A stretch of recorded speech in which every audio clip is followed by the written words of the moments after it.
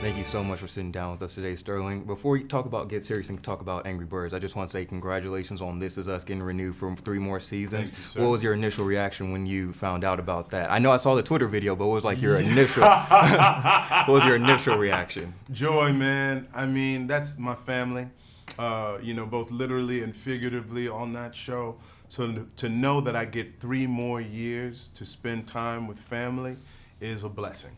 I get a chance to be home in LA doing a job that means a lot to me with people who I love. So it's the best. And you also recently announced that you will be on the 3rd season of Marvelous Mrs. Maisel. How did that even come about? Because I know there were some Twitter actions going on. Yeah, man. So I'm a fan of the show.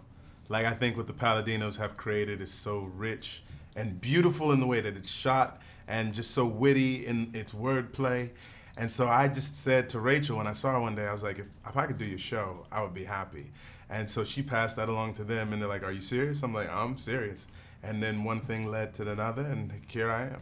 Oh man, I'm excited about that. So I noticed you did a little bit of voice work before this, but this is like your main first feature. Yes. How was it? What was it? Is there any differences or anything like that? Man, it's so different from live action because you're using just your voice to bring this character to life, whereas you have your face and your body and everything else at its disposal.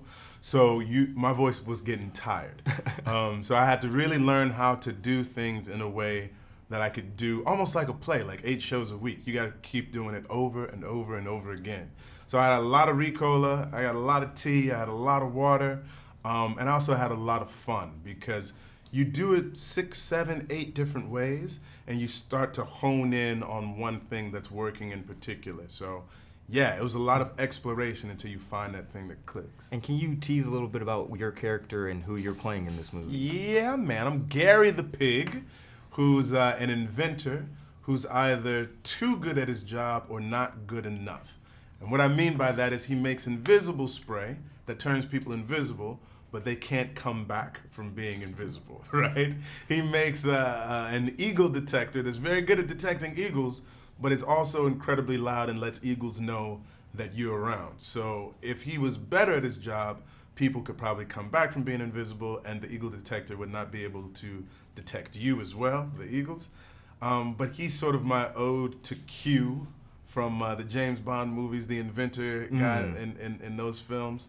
And so it was fun, dude. It was fun to do an accent, to be a little silly, to do something completely different than what people are accustomed to seeing me do. Yeah, your character, as soon as he came on screen, I was instantly laughing with those inventions that he had. Thanks. I know you also have another animated movie coming up later on. Can you tease anything about that? No idea what you're talking about. Okay.